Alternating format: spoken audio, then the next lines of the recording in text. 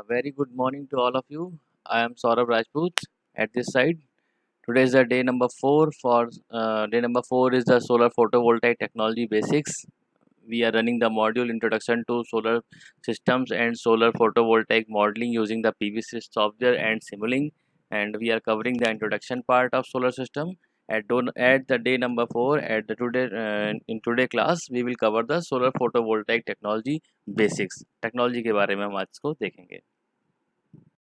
In the last 2 So, how decades, do the the solar contribution cell of work? solar Is energy to the explained here. world's total And energy supply has grown significantly. This video will show how solar cell or photovoltaic cell produce electricity. Energy from the sun is the most abundant and absolutely freely available energy on planet Earth.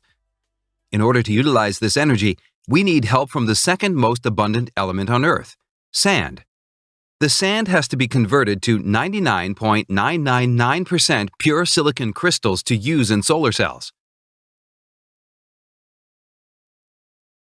To achieve this, the sand has to go through a complex purification process as shown. The raw silicon gets converted into a gaseous silicon compound form. This is then mixed with hydrogen to get highly purified polycrystalline silicon. These silicon ingots are reshaped and converted into very thin slices called silicon wafers. The silicon wafer is the heart of a photovoltaic cell.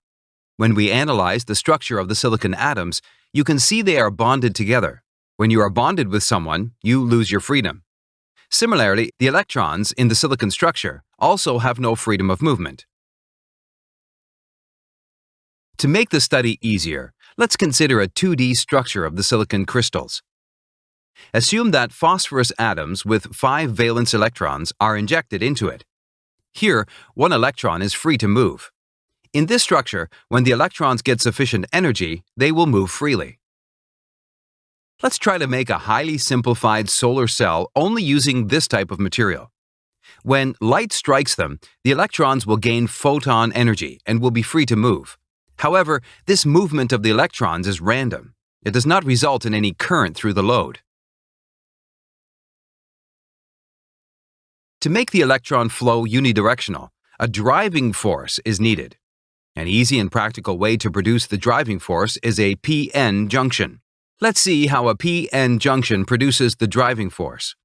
Similar to n-type doping, if you inject boron with 3 valence electrons into pure silicon, there will be 1 hole for each atom.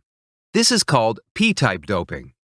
If these two kinds of doped materials join together, some electrons from the n side will migrate to the p region and fill the holes available there. This way, a depletion region is formed, where there are no free electrons and holes.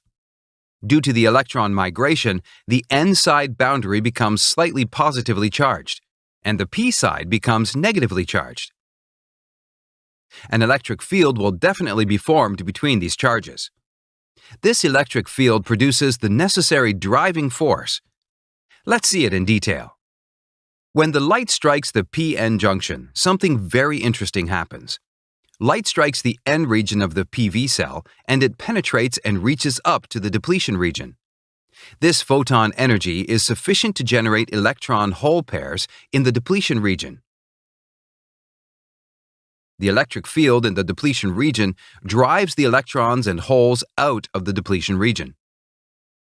Here we observe that the concentration of electrons in the n region and holes in the p region becomes so high that a potential difference will develop between them.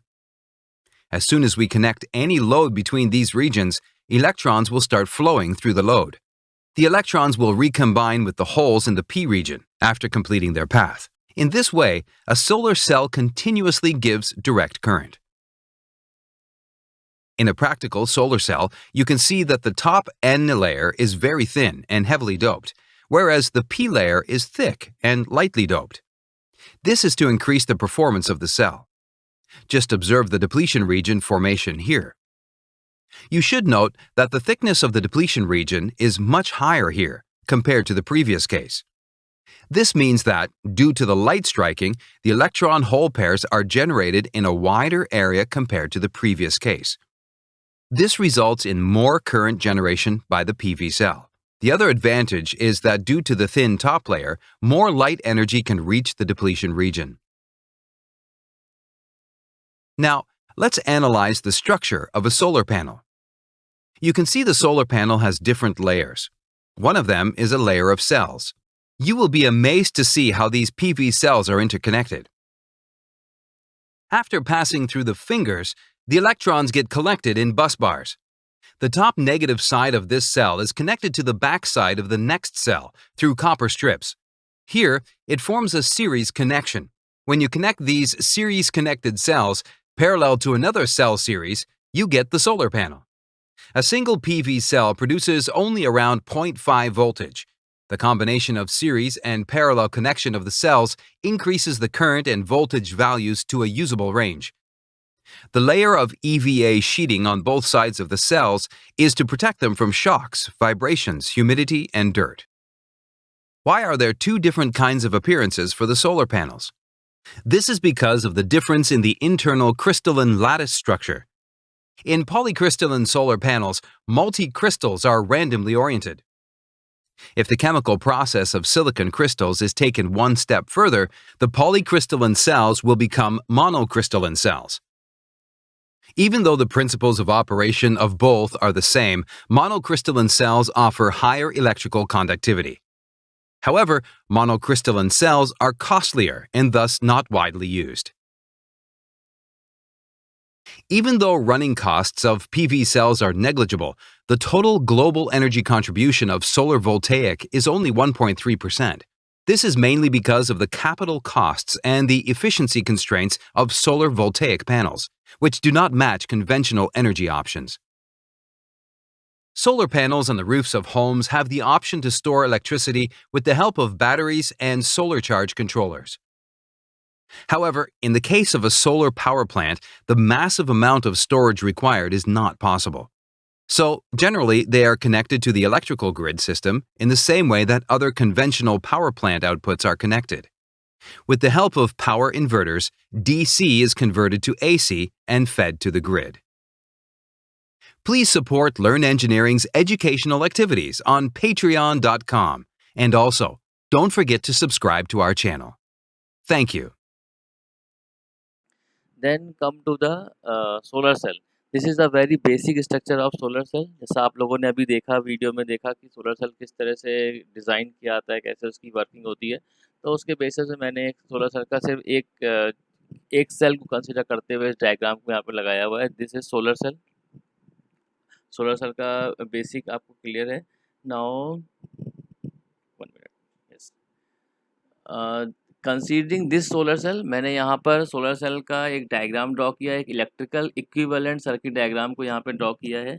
अब इसकी working को हम यहाँ पर देखेंगे, जैसा कि थोड़ी देर पहले आपने देखा सीखा उसको.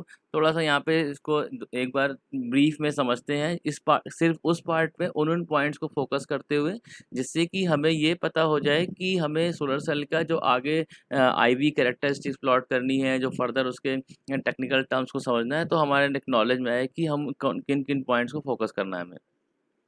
तो ये सोलर सेल एक सेमीकंडक्टर मटेरियल है, जिसमें हमने एक साइड पे P लिया एंड एक साइड में ये N लिया हुआ है. P type semiconductor material and right side is the N side semiconductor material. जब इन दोनों को ज्वाइन करते हैं तो यहाँ पर एक डेप्लेशन लेयर बनता है. ये डेप्लेशन विड्थ है, डेप्लेशन लेयर है. डेप्लेशन लेयर में पॉजिटिव और नेगेटिव इमोबाइल आयंस होते हैं. At the N side there are positive immobile ions and at the P side there are negative immobile ions. ये जैसा हमने PN जंक्शन डायोड जो आपने पढ़ा है, PN जंक्शन डायोड का जैसा स्ट्रक्चर होता है वो सेम स्ट्रक्चर यहाँ पर है. क्योंकि PN जंक्शन डायोड की अगर हम बात करें तो वहाँ पर भी P और N को ज्वाइन करते हैं, डेप्लेशन लेयर बनता है, और उसके बाद हम उसमें उसकी बायसिंग करते हैं, फॉरवर्ड और रिवर्स बायसिंग, उसका ऑपरेशन स्टार्ट होता है. और जब हम सोलर सेल की बात करते हैं तो यहाँ पर हम P और N साइड का सेमीकंडक्टर मटेरियल लेते हैं, उनको ज्वाइन करते हैं. यहाँ तक की बात सेम है. यहाँ तक की बात सेम होने का मतलब ये है कि जैसे ही पी और एन को ज्वाइन करेंगे तो इलेक्ट्रॉन्स का मूवमेंट एन साइड से पी साइड में स्टार्ट हो जाएगा, स्ट्रक्चर कंप्लीट होना स्टार्ट हो जाएंगे कुछ इस तरह से। तो इसकी वजह से यहाँ पे क्या बनेगी, डेप्लेशन लेयर बनेगी। इस डेप्लेशन लेयर में पॉजिटिव और नेगेटिव मोबाइल आयंस होंगे, फिर वो फर्दर मूवमेंट को इलेक्ट्रॉन्स के मूवमेंट को एन से पी साइड में की ओर जाने से रोकेंगे, और यहाँ पर एक इक्विलिब्रियम कंडीशन आ जाएगी। ये कंडीशन चाहे वो डायोड हो और चाहे वो आपका सोलर सेल हो, दोनों में वैलिड है। अब जब हम सोलर सेल की बात करते हैं तो सोलर सेल में हमारे पास इनपुट क्या है, सन रेज। सन रेज को हमने प्रोवाइड किया सोलर सेल पे, सोलर सेल को ले जा करके सन रेज के अंडर में रखा, these are the sun rays. और जैसे ही सन रेज इसके ऊपर फॉल होंगी, तो जैसे हमने थोड़ी देर पहले सोलर सेल की वर्किंग को देखा वीडियो में, तो वहाँ से क्लियर है कि मैं ये स्ट्रक्चर की इलेक्ट्रॉन्स का मूवमेंट स्टार्ट होगा, and due to the movement of electron a current will start flowing, and this current will be known as the light current, light emitted current. क्योंकि सनलाइट की वजह से ये करंट हो रहा है, आ रहा है, तो हमने इसको नाम दिया है I L, light generated current. Electrons will move in opposite direction. Electron will move at this direction, so the current movement of current will be in its opposite direction, and current will come out from the positive terminal of the device. Light generated current हमें इस direction में मिलना start हो गया, ठीक है।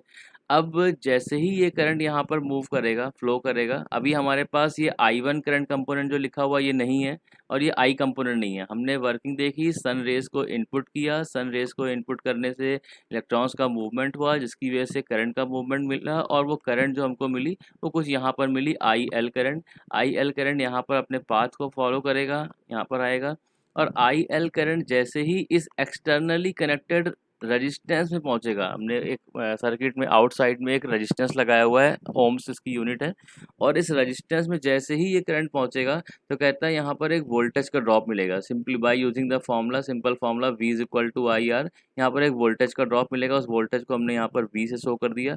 और current always flow from the higher potential to lower potential, so this terminal will be higher potential, and this terminal will be the lower potential, because the current is flowing in this direction, current is flowing in this direction, and current flows from the higher potential to lower potential। तो इस वाले को हमने consider किया higher potential, and this terminal will be the lower potential, ठीक है। अब जैसे ही यहाँ पर एक पॉजिटिव टर्मिनल मिला और एक नेगेटिव टर्मिनल मिला, तो उसकी हेल्प से आप ये देख सकते हैं कि ये जो पॉजिटिव है, ये पॉजिटिव टर्मिनल इस वोल्टेज का, ये नेगेटिव टर्मिनल। और अगर डायोड की बाइसिंग को हम याद करें, डायोड की फॉरवर्ड बाइसिंग की हम बात अगर करें, तो आपको याद होगा कि डायोड की फॉरवर्ड बाइसिंग में आपको बताया गया था, अगर हम डायोड के पी साइड को पॉजिटिव दें और एन साइड को नेगेटिव दें, तो उसको हम बोलते हैं डायोड इज फॉरवर्ड बायस। तो यहाँ पे अगर आप देखें, जैसे ही ये पॉजिटिव टर्मिनल यहाँ पे क्रिएट हुआ रेजिस्टेंस के अक्रॉस, तो ये पॉजिटिव कहाँ पर गया, this positive is connected to the P side. और यहाँ पर जो अगर नेगेटिव को देखें, तो this negative is connected to the N side. तो ये अगर यहाँ पे कनेक्शन इस तरह से दिया गया है कि पॉजिटिव, मैंने यहाँ पे डायरेक्टली एरो बना के शो कर दिया है, जो पॉजिटिव है ये इस वायर के थ्रू यहाँ तक पहुँचेगा, जो मैंने एक्सटर्नली कनेक्टेड वायर है, इस वायर के थ्रू जो है ये पॉजिटिव का जो टर्मिनल का जो इफेक्ट है वायर के थ्रू पी तक आएगा, और इस नेगेटिव टर्मिनल का इफेक्ट जो है इस वायर के थ्रू एन तक आएगा। तो यहाँ पर हम कह सकते हैं कि इस वोल्टेज ड्रॉप की वजह से हमारा जो पीएन जंक्शन है इसमें एक फॉरवर्ड बायसिंग होगी, और फॉरवर्ड बायसिंग होते ही इसमें क्या हो जाएगा, फॉरवर्ड बायसिंग अगर मिलेगा तो यहाँ पर क्या मिलेगा, एक करंट का फ्लो मिलेगा। डायोड में करंट का फ्लो स्टार्ट होता है, उस करंट को हमने नाम क्या दे दिया, I1 करंट दे दिया। और डायोड की फॉरवर्ड बायसिंग में करंट कैसे फ्लो होती है, when diode is forward bias, current start flowing from the positive terminal of the battery and receive from the negative terminal. तो यहाँ पर जो I1 करंट मिल रहा है वो किसकी वजह से मिल रहा है, फॉरवर्ड बायसिंग की वजह से मिल रहा है। अब अगर हम यहाँ पर किरचॉफ करंट लॉ की बात करें, एक IL current, there is a current IL current which is coming downward direction, IL का जो डायरेक्शन है वो डाउनवर्ड डायरेक्शन है। मैं यहाँ पे शो कर देता हूँ, this is the IL current coming in the downward direction. और I1 का अगर डायरेक्शन देखें तो फॉरवर्ड बाइसिंग की वजह से जो करंट हुई है, जनरेट हुआ है, इसका जो डायरेक्शन है वो कैसे है, अपवर्ड डायरेक्शन में। If we apply the Kirchhoff current law, तो हम कह सकते हैं कि the net current will be the IL minus I1, and this current is shown by the current I। यहाँ पर जो I करंट निकल करके आया, that current is equal to IL minus I1, मतलब नेट करंट जो फ्लो करेगा it will be the current I। ऐसा मैंने यहाँ पर शो किया हुआ है I is equal to I L minus I one. Net current या equivalent current I is equal to light generated current minus current due to the forward biasing. इस फॉर्मूले को थोड़ा सा और लिख दिया। अब लाइट जनरेटेड करंट जो आपके पास है वो तो आपने डायरेक्टली उसको यहाँ पे शो कर दिया, लेकिन जो I1 करंट है, I1 करंट के लिए मैंने बोला ये फॉरवर्ड की डायोड या फिर पीएन जंक्शन का जो स्ट्रक्चर है उसकी फॉरवर्ड बायसिंग की वजह से प्रोड्यूस हुआ है। तो इस तरह की करंट को हमने जो इक्वेशन लिखा हुआ है वो कौन सी इक्वेशन होती है? Shockingly equation. I1 करंट को एक शॉकली इक्वेशन से रिप्रेजेंट किया जाता है। डायोड में आपने पढ़ा होगा यूनिट 5 में, बेसिक इलेक्ट्रिकल में कुछ दिन पहले। तो उस इक्वेशन को हम क्या बोलते हैं? शॉकली इक्वेशन से जो करंट आता है that current is equal to I not exponential EV by KT minus one. तो माइनस साइन हमने यहाँ पे लगा दिया और I1 की वैल्यू को हमने रिप्लेस कर दिया। यहाँ पर मैं ब्रैकेट लगाता हूँ। I1 is replaced by its actual equation Shockley by Shockley equation I not exponential EV by KT minus one. अब आप इस जो इस एक्सप्रेशन को ध्यान रखिएगा। इस एक्सप्रेशन में अगर आप माइनस आई नॉट, इस आई नॉट कंपोनेंट को अगर आप इनसाइड मल्टीप्लाई कर दें तो आपका क्या हो जाएगा? रिजल्ट क्या आ जाएगा? Minus I not exponential EV by KT और plus one multiplied by I not, basically minus I not exponential EV by KT plus I not. मैं थोड़ा सा यहाँ पर लिख करके बताने की कोशिश करता हूँ तो क्लियर हो जाएगा। यहाँ पर जो I करंट के लिए इक्वेशन बन करके आएगी that equation will equal to I is equal to, अगर आपने यहाँ पर IL ले लिया, पहले आपने कहा IL है तो आपने लिख लिया यहाँ पे IL करंट, ठीक है। माइनस आई नॉट को मल्टीप्लाई कर दिया तो इनसाइड तो हो जाएगा माइनस आई नॉट और मल्टीप्लाइड बाई एक्सपोनेंशियल टर्म। मैं एक्सपोनेंशियल टर्म को पूरा नहीं लिख रहा हूँ, एक ब्रैकेट बना करके छोड़ दे रहा हूँ, सिर्फ अंदर के टर्म लिखने में टाइम लगेगा। और जब माइनस आई नॉट को माइनस वन से मल्टीप्लाई करेंगे तो रिजल्ट कितना आ जाएगा? प्लस आई नॉट आ जाएगा। This will be the actual equation. इस इक्वेशन को आपको ध्यान रखना है। इस इक्वेशन में सिर्फ आपको ध्यान रखने वाली बात इतनी है कि एक्सपोनेंशियल टर्म जो है वो नेगेटिव है और उस नेगेटिव एक्सपोनेंशियल टर्म में हम IL प्लस आई नॉट को ऐड कर रहे हैं। तो I is equal to minus I not exponential term plus IL plus I not value. इसके बेसिस पे हम IV कैरेक्टरिस्टिक्स ड्रॉ करेंगे अपनी सोलर सेल की। So now come to the solar cell IV characteristic. अब इस कैरेक्टरिस्टिक को मैंने प्लॉट किया। सबसे पहले मैंने यहाँ पर एक्सेस डिज़ाइन करे। इस एक्सेस को हमने यहाँ पे कंसीडर कर लिया है। सबसे पहले फर्स्ट एक्सेस जो Y एक्सेस है that axis will be the I, क्योंकि हम IV कैरेक्टरिस्टिक कह रहे हैं तो हमने यहाँ पे इस एक्सेस को लिया I। और जो X एक्सेस जो है उसको हमने क्या कंसिडर किया? V एक्सेस, वोल्टेज का एक्सेस लिया तो वो हो गया V axis, I and V axis, ठीक है। तो अभी हमने जो थोड़ी देर पहले इक्वेशन लिखी थी वो इक्वेशन क्या लिखी थी? I की वैल्यू जो लिखी थी, मैं कोशिश करता हूँ दोबारा लिखने की। I is equal to, result ये आया था माइनस आई नॉट के साथ आपने एक एक्सपोनेंशियल टर्म लिया था और एक्सपोनेंशियल टर्म जो भी था ब्रैकेट में उसमें एक टर्म वोल्टेज का था। बाकी सारे टर्म्स आपको पता है जो डायोड आपने पढ़े हुए हैं, मैं उन सारे फैक्टर्स को यहाँ पे इंक्लूड नहीं कर रहा हूँ। और उसके बाद प्लस में जो थे, प्लस में कुछ करंट की वैल्यू थी। वो वैल्यू क्या थी? एक आपके पास आई नॉट करंट थी प्लस में, प्लस एक IL करंट थी।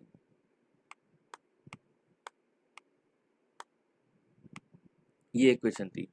अब अगर इस इक्वेशन को फॉलो करते हुए मैं यहाँ पर कैरेक्टरिस्टिक ड्रॉ करना स्टार्ट करना चाहता हूँ तो सबसे पहले कहता है कि यहाँ पर एक्सपोनेंशियल कर्व जो है, जो टर्म आ रहा है वो क्या है? निगेटिव है। और I और V के बीच में रिलेशन जो क्रिएट हो रहा है वो इस एक्सपोनेंशियल कर्व में जो वैल्यू V है उसकी वजह से हो रहा है। तो एक्सपोनेंशियल कर्व किस तरह से होता है सबको पता है। हम अगर ड्रॉ करना चाहते हैं एक्सपोनेंशियल कर्व तो exponential curve is like this is the exponential curve. कुछ इस तरह से आपको मिलता है एक्सपोनेंशियल कर्व। और आपको पता है कि यही डायोड की कैरेक्टरिस्टिक हुआ करती थी। लेकिन हमारे पास ये जो एक्सपोनेंशियल कर्व मैंने प्लॉट किया है I और V के बीच में, ये जो exponential curve positive exponential curve है। लेकिन जो इक्वेशन मैंने लिखा हुआ है उस इक्वेशन में जो वैल्यू है वो negative I not exponential value है। तो उसके लिए हम क्या करेंगे? फिर से हम I एक्सेस को ड्रॉ करेंगे। I एक्सेस, Y एक्सेस पे I कंसिडर करेंगे और X एक्सेस पे हम वोल्टेज कंसिडर करेंगे। यहाँ पे हमने ले लिया, again we are considering I at the Y axis and V at the x axis. और अगर मैं बोलूँ कि अब हमें ड्रॉ करना है ये वाला पार्ट ड्रॉ करना है, negative I not exponential V, इसको प्लॉट करना है। तो आप अगर पॉजिटिव के लिए ये कर्व बन करके आता है तो नेगेटिव के लिए कर्व कैसे आएगा? डेफिनेटली जो नेगेटिव वैल्यू के लिए कर्व आएगा वो इसकी मिरर इमेज होगी, क्योंकि हमने यहाँ पर इसको नेगेटिव कंसिडर किया है। तो वो किस तरह कर्व आएगा? कुछ इस तरह से कर्व आएगा, negative exponential curve. Positive exponential curve first quadrant में between I and B, negative exponential curve will come in the mirror will be the mirror image of the curve which we have obtained in the first diagram, and it will be like as shown in the figure number 2।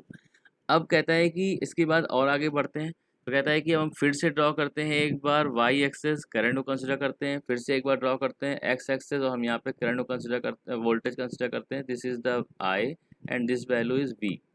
अब यहाँ पर देखिए, इस वाले case में कहता है कि अब आपने नेगेटिव एक्सपोनेंशियल कर्व ड्रॉ कर लिया, यहाँ तक का कर्व तो आपने प्लॉट कर लिया।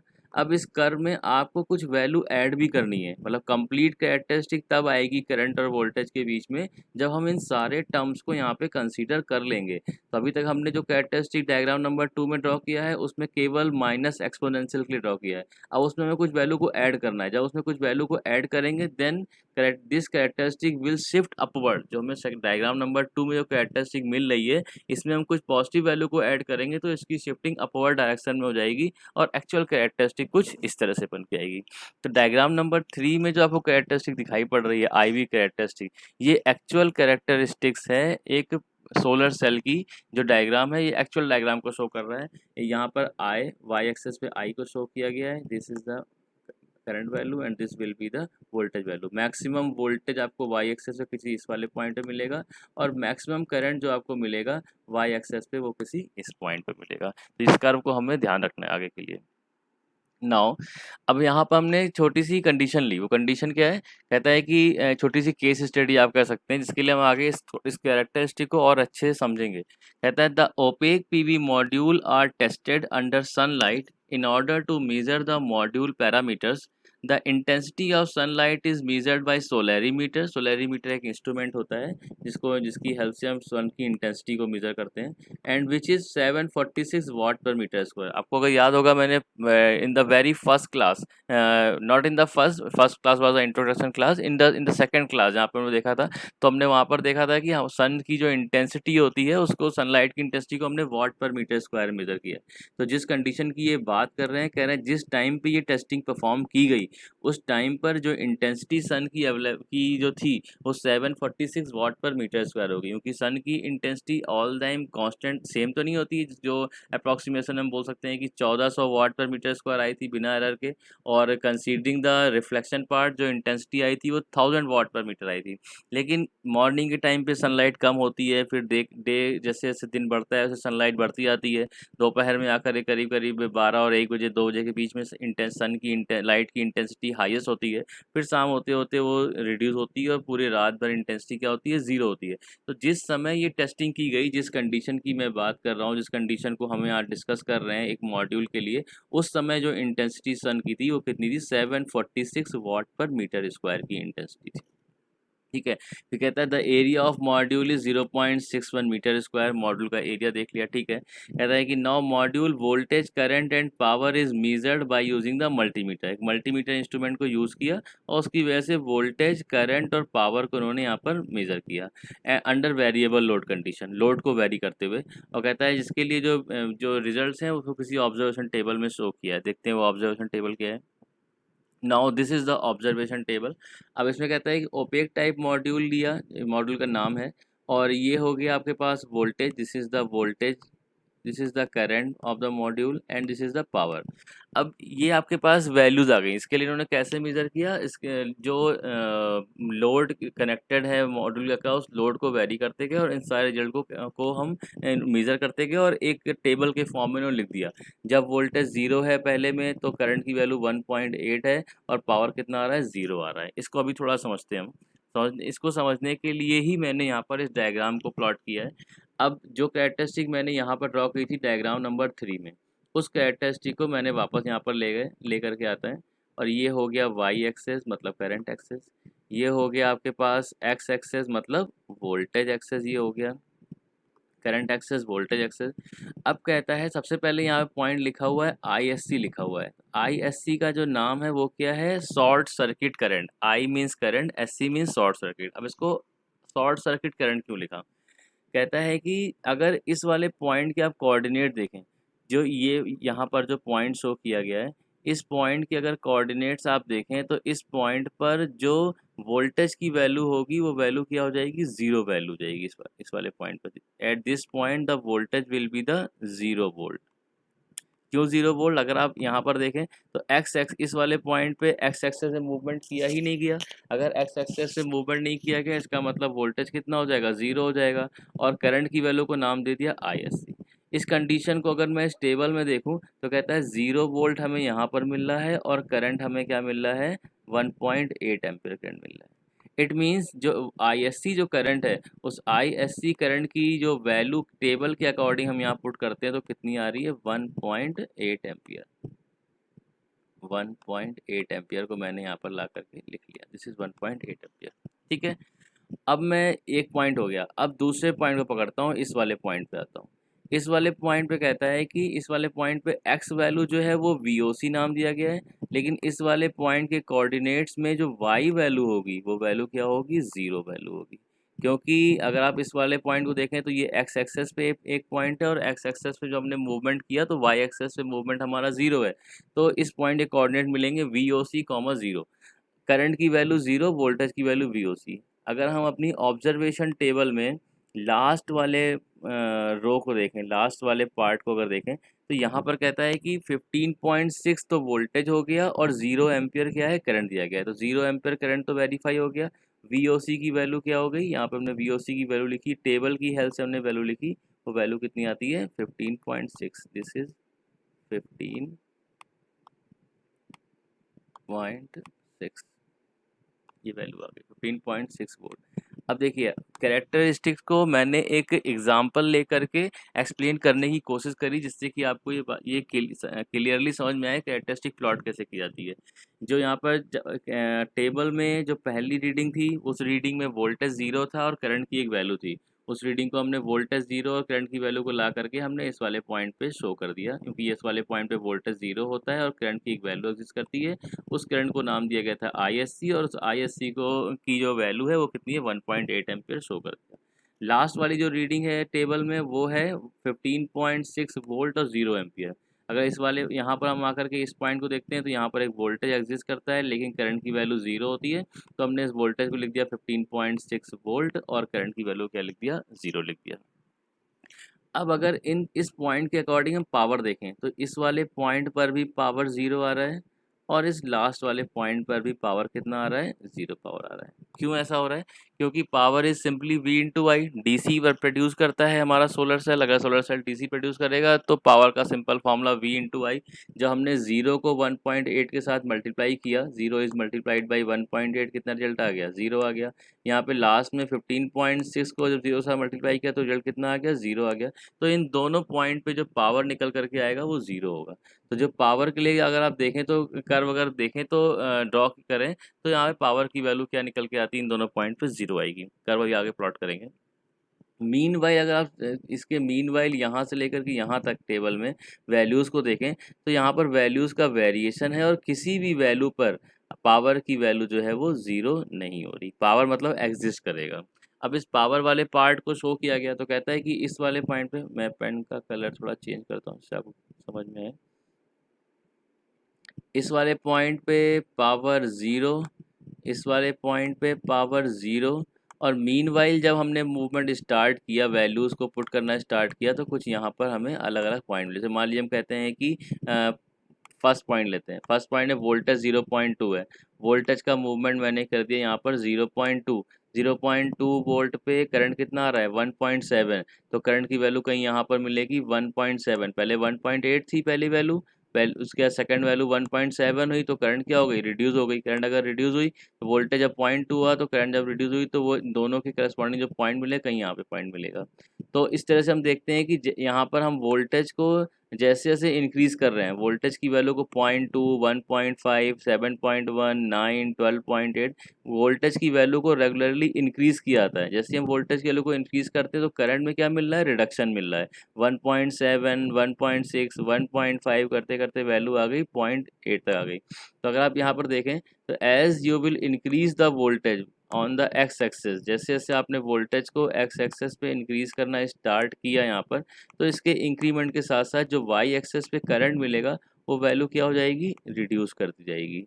और इन सारे पॉइंट को कंसिडर करते हुए इनके लोकस को लेकर के अगर हम कर्व प्लॉट करें तो वो कर्व कुछ इस तरह के शेप में बन करके आता है, जिसको हमने डायग्राम नंबर 3 में शो भी किया था और इस एग्जाम्पल की हेल्प से हमने यहाँ पर प्रूव कर दिया कि कर्व कुछ इस तरह से बन करके आएगा।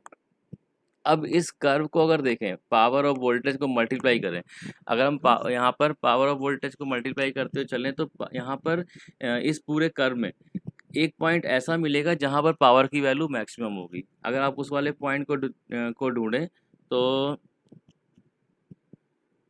ये देखिए यहाँ पर पावर देखिए, फर्स्ट पॉइंट पे पावर कितना है 0, सेकंड में पावर आया 0.34, थर्ड में रीडिंग पे पावर आती है 2.4, फोर्थ रीडिंग में पावर आती है 10.65। उसके बाद नेक्स्ट जब वोल्टेज 9.6 और करंट 1.4 है तो पावर आया 13.44। नेक्स्ट अगर 12.8 वोल्टेज है और 1.3 करंट है तो कितना पावर आया 16.64। इसके बाद वाली वैल्यू में पावर कितनी आती है 17.4, और इसके बाद 17.4 के बाद पावर की वैल्यू फिर से क्या हुई, रिड्यूस हुई। मतलब अगर आप इस पूरे टेबल को देखें, पावर वाले टेबल को देखें तो 17.4 is the highest value of the power. 17.4 के पहले पावर की वैल्यू रिड्यूस हो रही है और 17.4 के बाद भी पावर की वैल्यू रिड्यूस हो रही है। तो इस वाली पावर को हमने क्या नाम दिया, this power is known as the maximum power. मतलब इस कर्व में हमें एक ऐसा पॉइंट मिला जिस पॉइंट पे पावर की वैल्यू मैक्सिमम थी। वो पॉइंट हमने आइडेंटिफाई किया मैक्सिमम पावर का और उस पॉइंट को हमने बोला this power will be the maximum power. अब इस वाली पावर एक करस्पॉन्डिंग जहाँ पर आपको इसकी वैल्यू जो मैक्सिमम वैल्यू मिल रही है उसके करस्पॉन्डिंग हमने क्या किया, वोल्टेज और करंट को आइडेंटिफाई किया। हमने कि यहाँ पर 17.4 is the maximum power, with respect to this power the voltage value is 14.2 and the current value is 1.2 ampere. तो यहाँ पर इन दो वैल्यूज़ को 14.2 को हमने नाम दिया कि voltage with respect to maximum power, या फिर voltage corresponding to maximum power, voltage at which the power is maximum. और जो करंट मिलेगा हमें 1.2, इसको हम बोलेंगे this is the current at which the power is maximum. तो उसी बात को यहाँ पे शो किया गया है, जिस पॉइंट पे पावर मैक्सिमम है इसके रिस्पेक्ट में जो करंट की वैल्यू होगी उस करंट की वैल्यू को नाम दिया जाएगा I am, current at which the power is maximum. इसके रिस्पेक्ट में जो वोल्टेज की वैल्यू मिलेगी उसको हम नाम कर देंगे V M, voltage at which the current is maximum. तो V N and I M हमें इस पॉइंट पे वैल्यूज मिल जाएंगी। अब अगर आप एक चीज़ देखिए कि हमारे पास जो वी ओ सी वोल्टेज है वो हाईएस्ट, वो जो वैल्यू हमने यहाँ पर वी ओ सी निकाली, वी ओ सी वोल्ट अगर इस टेबल को देखें तो वी ओ सी की वैल्यू जो है वो हाईएस्ट है 1.8 है। लेकिन उस पॉइंट सॉरी मैंने करंट को ले लिया, करंट की वैल्यू 1.8 है, मैक्सिमम है आई एस सी, उस पॉइंट पे वोल्टेज ज़ीरो है। और लास्ट वाले पॉइंट पे अगर देखें तो यहाँ पर 15.6 वी ओ सी मैक्सिमम है, क्योंकि करंट की वैल्यू ज़ीरो है।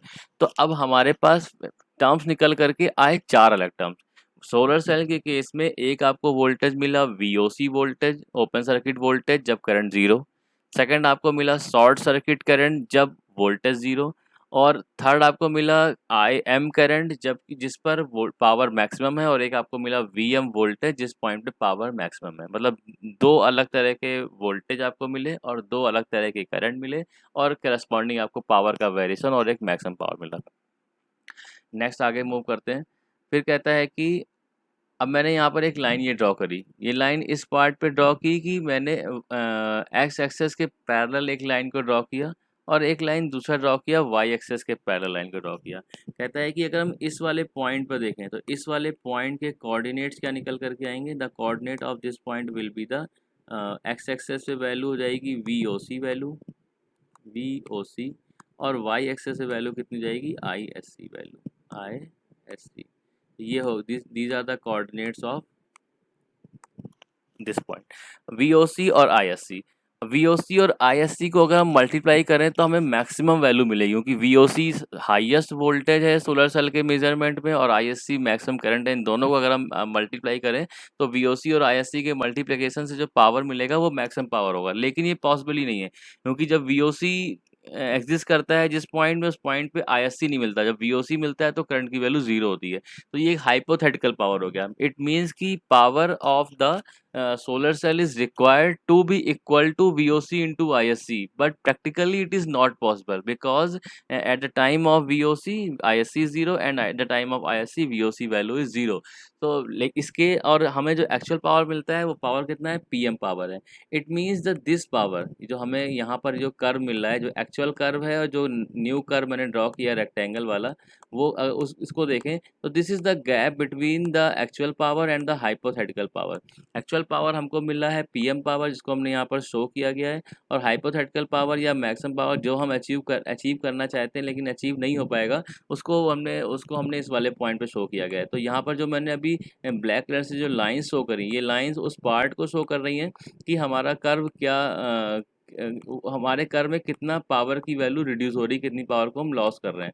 तो अब हमारे पास जब सोलर सेल डिज़ाइन किया गया है तो उसमें कंडीशन है हमारी, हम चाहते हैं कि ये पीएम वाला पॉइंट है, ये पीएम वाला पॉइंट स्विच करके उस वाले पॉइंट पे पहुंच जाए जिसको मैंने अभी मार्क किया हुआ है यहाँ पर। हम चाहते हैं कि हमारा पीएम पॉइंट जो है मूव करे और जा करे कहीं ना कहीं इस वाले पॉइंट के करीब पहुंच पाए, लेकिन उसके इक्वल तो नहीं पहुंच पाएगा। ये पीएम वाला पॉइंट मूव करके कभी भी इस वाले पॉइंट पे नहीं पहुंचे, क्योंकि इस वाले पॉइंट पे पहुंचना पॉसिबल ही नहीं है, क्योंकि ऐसा प्रैक्टिकली पॉसिबल नहीं कर सकते। लेकिन ये जो एरिया एग्जिस्ट कर रहा है, इस एरिया को तो हम रिड्यूस कर सकते हैं। तो हाँ, जब सोलर सेल हम जब मार्केट जाके बाई किया जाता है तो उसमें एक टर्म आता है फिल फैक्टर। फिल फैक्टर को इसीलिए डिसाइड किया गया है, फिल फैक्टर जो है वो एक आपको रिलेशन बताता है वीओसी, आईएससी, वीएम और आईएम में। और फिल फैक्टर की वैल्यू 1 के जितना करीब होगी उतना बोलते हैं कि सोलर सेल उतना अच्छा होने वाला है। उसको हम आगे डिस्कस करेंगे। इसके बाद जो मैंने अभी टर्म जो मेन डिस्कस करना स्टार्ट किया था, that term was the fill factor. Fill factor क्या होता है? Fill factor is the ratio of V M I M divide by V O C I C. मतलब फिल फैक्टर का simply अगर हम फॉर्मूले की बात करें तो formula for the fill factor is V M into I M divide by the V O C into I S C. This is the formula. V M maximum power P M corresponding जो voltage और current मिल रहा है divide by V O C into I S C. अब V M और आई M की value जितनी ज़्यादा बढ़ती जाएगी उतना फिल फैक्टर क्या होता जाएगा, अच्छा होता जाएगा। और वी एम आई एम अगर वी एम की वैल्यू अगर वी ओ सी हो जाए और आई एम की वैल्यू अगर आई एस सी हो जाए, तो यहाँ पर मैं कह सकते हैं कि पावर फैक्टर फिल फैक्टर कितना हो जाएगा, 1 हो जाएगा। लेकिन फिल फैक्टर 1 होना पॉसिबल नहीं है, क्योंकि वी एम की वैल्यू कभी भी वी ओ सी और आई एम की वैल्यू कभी भी आई एस सी नहीं हो सकती। मैं अभी इस बात को एक्सप्लेन कर रहा, 2-3 बार इस चीज़ को रिपीट कर दिया, आगे रिपीट नहीं करूँगा। लेकिन ये बात अभी तक क्लियर है कि फिल फैक्टर की वैल्यू जितनी 1 के करीब होगी, 1 कभी नहीं होगी, लेकिन जितना 1 के नियर होगी, 0.9 होगी या 0.85 होगी, उतना हमारा जो मॉड्यूल है उसे अच्छा माना जाएगा और सोलर सेल को उतना ही हम अच्छा कंसिडर करेंगे। And this is the formula for the efficiency. Efficiency और फिल फैक्टर के फॉर्मूले को ला करके मैंने एक साथ लिखा हुआ है, वो इसलिए जिससे कि आपको कंपैरिजन मिले। और क्योंकि फिल फैक्टर टर्म हमने अभी तक किसी भी इलेक्ट्रिकल डिवाइस में नहीं पढ़ा, वो केवल सोलर में है। एफिशिएंसी का टर्म हम अपनी ज़्यादातर इलेक्ट्रिकल डिवाइस में हम पढ़ते हैं। तो एफिशिएंसी कितना निकल करके आती है? एफिशिएंसी के लिए फॉर्मूला है V M into I M divide by I into A multiplied by 100। ये आपके पास एफिशिएंसी का फॉर्मूला है। ये फॉर्मूला किस पार्ट पर डिराइव किया गया? अब कहता है कि एफिशिएंसी का सिंपल फॉर्मूला होता है output divide by input. Output हमने यहाँ पर कहा है कि मैक्सिमम आउटपुट कितना होगा, तो हम इसमें मैक्सिमम लिख देते हैं कि efficiency maximum, this will be the maximum efficiency. Efficiency का आउटपुट सोलर का ऑल टाइम वेरी कर रहा है। एकदम मॉर्निंग में देखेंगे सनलाइट कम है तो आउटपुट कम मिलेगा, कम पावर जनरेट करेगा, और दोपहर के टाइम पे मैक्सिमम पावर जनरेट करेगा।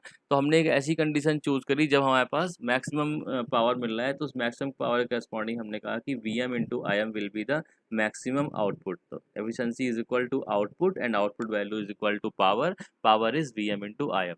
divide by input, input क्या होगा, I into A। I means the solar cell intensity. Intensity की यूनिट हमने क्या पढ़ी थी, वाट पर मीटर स्क्वायर। ये सोलर सेल की जो इंटेंसिटी है, मतलब जिस टाइम पे रीडिंग ली गई है उस टाइम पे कितनी इंटेंसिटी सोलर सेल की है, तो 1000 वाट सोलर लाइट की है, 1000 वाट पर मीटर स्क्वायर की इंटेंसिटी है या उससे कुछ कम है। अपने वाले केस में वो 700 समथिंग इंटेंसिटी थी, और मल्टीप्लाई हमने किससे कर दिया इस चीज़ को, आई मल्टीप्लाइड बाई एरिया। एरिया लेंगे तो एरिया की यूनिट क्या आती है, मल्टीप्लाइड बाई मीटर स्क्वायर। अब मीटर स्क्वायर से मीटर स्क्वायर जब कैंसिल आउट हो जाएगा तो हमें रिजल्ट क्या मिलेगा, वॉट मिलेगा। ये टर्म दोनों कैंसिल आउट हो जाएंगे और रिजल्ट क्या मिलेगा हमको, वॉट मिलेगा। और आउटपुट जो आपने V M into I M का जो आपको यूनिट मिलेगी वो क्या मिलेगी, वॉट यूनिट मिलेगी। तो एफिशिएंसी क्या होती है, एफिशिएंसी यूनिटलेस क्वांटिटी है, इसीलिए वॉट डिवाइड बाई वॉट, इससे आपको एक वैल्यू मिलेगी, मल्टीप्लाई 100 से कर देंगे तो आपको क्या मिल जाएगा, टोटल एफिशिएंसी मिल जाएगी, percentage efficiency. So this is the formula for the fill factor of a solar cell, and this is the formula for the efficiency of a solar cell. Now एक छोटा सा एग्जांपल लिया है हमने यहाँ पर, जिससे कि आप किस तरह से कैलकुलेशंस किया जाता है उसे देख सकते हैं। एग्जांपल नंबर 1 कहता है calculate the fill factor and maximum power and cell efficiency with following parameters. VOC की वैल्यू दे दी गई है यहाँ पर, कितनी, VOC value is 0.24 volt, ISC value is 10 milli ampere, VM is 0.14, IM is 65 milli ampere. Intensity जो sunlight की है 0.24 वाट पर मीटर स्क्वायर, बहुत कम इंटेंसिटी में इसको मेजर किया गया है। और एरिया जो आपके पास सेल या मॉड्यूल का है वो कितना है, 4 मीटर स्क्वायर। तो फिल फैक्टर के लिए वही same formula V M into I M. यहाँ पे आपने कहा कि वी एम की वैल्यू 0.14 दी थी, हमने वी एम की वैल्यू को उठा के यहाँ पुट कर दिया, this is the V M value. V M into I M की वैल्यू 6.5 मिली एम्पियर थी, तो हमने उसको कन्वर्ट कर दिया तो 0.0065 आ गया, divide by V O C into I S C होता है फॉर्मूले में, तो हमने यहाँ पे वैल्यू को उठा करके पुट कर दिया, this value is V O C value. इस वैल्यू को हमने क्या पुट कर दिया, इस वैल्यू को हमने आई एस सी वैल्यू को पुट कर दिया।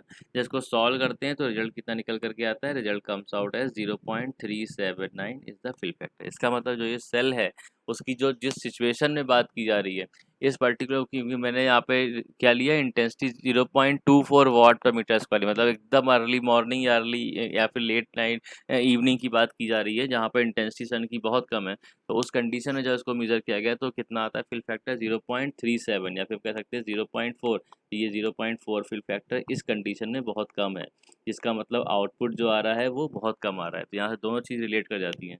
कैसे, इस कुछ इस तरह से कि आपके पास सन की इंटेंसिटी जो है वो बहुत कम है, इंटेंसिटी कम होगी तो ऑब्वियसली आउटपुट क्या मिलेगा, कम मिलेगा। इसको अगर फिल फैक्टर के साथ रिलेट करें तो आप देखिए फिल फैक्टर कितना आ रहा है, 0.4। तो अगर आपको कोई व्यक्ति बोलता है कि हमने टेस्टिंग करी और उस टाइम पे फिल फैक्टर जो 0.4 आ रहा था, इससे आप क्या समझते हैं, इससे हम ये समझते हैं या तो हमारी सेल की परफॉर्मेंस पुअर है या फिर इंटेंसिटी काफ़ी कम है जिसकी वजह से फिल फैक्टर कम आ रहा है। इसके रिस्पेक्ट में अगर हम कैलकुलेट करना चाहते हैं एफिशिएंसी, तो एफिशिएंसी का फॉर्मूला क्या है, V M into I M divide by I into A. तो वी एम की वैल्यू को हमने यहाँ पुट कर दिया 0.14, आई एम वैल्यू 0.0065, इंटेंसिटी आपको दी गई है 0.24, तो आपने इंटेंसिटी को 0.24 रख दिया वाट पर मीटर स्क्वायर। एरिया जो आपको दिया गया है वो 4 सेंटीमीटर स्क्वायर है, इसको मीटर स्क्वायर में कन्वर्ट करके एरिया पुट कर दिया, मल्टीप्लाई 100 से करते हैं तो कितनी एफिशिएंसी आती है, 2.274% एफिशिएंसी आती है। ऑब्वियसली एफिशिएंसी कम होगी क्योंकि इंटेंसिटी हमारे सनलाइट की कम है। तो आई थिंक इतना पार्ट आपको क्लियर हो गया होगा, अभी तक इतना हमने पढ़ लिया है सोलर सेल के बेसिक के बारे में। यहाँ पे आपके लिए एक मैंने कंसिडर किया है, एक एक्चुअल मॉड्यूल के पीछे बैक साइड पर जो नेम प्लेट रेटिंग लगी होती है वहाँ से एक फ़ोटो लिया गया है। तो मॉड्यूल फ्रंट साइड जैसे आपने देखा, वो मॉड्यूल आपने देखे होंगे, उस मॉड्यूल के बैक साइड पे अगर कभी आप देखिएगा तो उसकी एक पिक्चर लगा होता है, एक उसकी रेटिंग उसमें लिखी होती है, नेम प्लेट रेटिंग। और तो ये वहाँ से लिया गया है, this is the Vikram solar made photovoltaic module, लिखा हुआ है सोलर फोटोवोल्टेइक मॉड्यूल इसका है। और उसके बाद मैंने ये फ़ोटो खास करके इसे लगाई है कि कभी आप एक्चुअल सिस्टम के पास पहुँचे तो जो पैरामीटर्स यहाँ आपको बताए हैं मैंने, उनको आप उससे रिलेट कर पाएँ, समझ पाएँ कि क्या आपने पढ़ा था अभी अपने मॉड्यूल में, और मतलब इंटर्नशिप मॉड्यूल में, और उसको आप जब सोलर मॉड्यूल के पास पहुँचे तो आपको समझ में आना चाहिए। तो कहता है कि फर्स्ट टर्म जैसे यहाँ लिखा हुआ है, this is the first term, this is rated peak power. Peak power कितनी वैल्यू है, 320 वाट। इसका मतलब हमारा जो मॉड्यूल है उसकी पीक पावर 320 वॉट है। हमने पीक पावर के लिए फॉर्मूला क्या पढ़ा था? पीक पावर मतलब maximum power Vm into I M. तो वो हमें कहाँ मिलेगा? कर्व के अकॉर्डिंग अगर हम देखें तो V और I की के करस्पॉन्डिंग एक वैल्यू मिलेगी जहाँ पर मैक्सिमम पावर प्रोवाइड कर पाएगा सोलर सेल। तो ये पीक पावर है, पीक पावर है या मैक्सिमम पावर है, तो ये ऑल द टाइम हमें नहीं मिलता है। ये डिपेंड करता है सेवरल अदर फैक्टर्स पर। सन की लाइट पे सबसे ज़्यादा डिपेंड करेगा कि जब सन की लाइट की अवेलेबिलिटी अच्छी होगी, इंटेंस लाइट होगी, तो उस टाइम पर आपकी पावर जो है 320 के आसपास मिलेगी। लेकिन जब सन की इंटेंसिटी कम है, अर्ली मॉर्निंग के टाइम पे या फिर क्लाउडी सीजन के टाइम पे या इवनिंग के टाइम पे, तो आपको ये पावर 320 वॉट नहीं मिलेगा, कंपैरेटिवली काफ़ी लेस मिलेगा। तो सन लाइट की अवेलेबिलिटी पे ये फैक्टर डिपेंड करता है जो आपके पास पावर है। लेकिन जो यहाँ पर इसीलिए लिखा हुआ है रेटेड पीक पावर, लेकिन पीक पावर का मतलब ये है कि जो जितनी मैक्सिमम पावर ये प्रोवाइड कर सकता है वो 320 है, इससे ज़्यादा कभी नहीं दे पाएगा। सब कुछ अच्छा होगा, सारी कंडीशन अगर फेवरेबल होंगी तो भी इसकी मैक्सिमम पावर कितनी मिलेगी? 320 होगी। तो यहाँ पे इसको रिप्रेजेंट किया गया है पी एम पी पी। अब जैसे हमने अभी थोड़ी देर पहले पढ़ा, जो बुकिश लैंग्वेज थी उसमें हम लिख रहे थे पी एम मैक्सिमम पावर, लेकिन जब एक्चुअल सिस्टम में पहुंचे तो ये पी एम पी पी लिखा हुआ है। तो पी एम पी मतलब है maximum power point, power at maximum power point 320। उसके बाद कहता है कि सेकंड है आपके पास, यहाँ पे दिख रहा है this is the open circuit voltage. Open circuit voltage मैंने आपको बताया था कर्व में, open circuit voltage is that voltage which is the highest voltage of the module but at the open circuit voltage the current value will be zero. उसको हमने VOC से represent किया था, यहाँ पर भी इन्होंने VOC से ही रिप्रेजेंट किया हुआ है और इसकी वैल्यू कितनी आ रही है? 46 volt open circuit voltage. Third term क्या है? थर्ड टर्म यहाँ पे लिया गया है short circuit current. Third term is the short circuit current. Short circuit current को रिप्रेजेंट कैसे करते हैं? ISC, हमने भी ISC से ही रिप्रेजेंट किया था और इसकी वैल्यू कितनी आती है? 9.01 ampere is the short circuit current. Fourth term is the rated voltage. Rated voltage का मतलब ये वो वोल्टेज है जिस वोल्टेज पे मैक्सिमम पावर मिलेगी, इसीलिए इन्होंने यहाँ पे लिखा हुआ है VMPP, voltage at maximum power point. वो कितना आता है? 36 वोल्ट, 37.7 वोल्ट। अब देखिए मैक्स ये जो OC वोल्टेज था वो 46 था और मैक्सिमम पावर पर जो वोल्टेज मिल रहा है वो कंपैरेटिवली कम है। इस बात को हम समझ चुके हैं कि वो वैल्यू, वोल्टेज की वैल्यू VOC से कम होगी, लेकिन इस पॉइंट पे मैक्सिमम पावर हमको मिल पा रहा होगा। Next point is the rated current. Rated current means the current value eight which the power will be maximum. तो रेटेड करंट को हमने यहाँ देखा, इसको रिप्रेजेंट किया गया है IMPP, current eight maximum power point. इसकी वैल्यू दी गई है 8.5 एम्पियर। देन फिल फैक्टर, जो टर्म हम इतनी देर से तो डिस्कस कर रहे थे, इसको मैं कहता कि बहुत इंपॉर्टेंट टर्म है, वो टर्म क्या कहता है? Fill factor. यहाँ पे लिखा हुआ है this is the fill factor.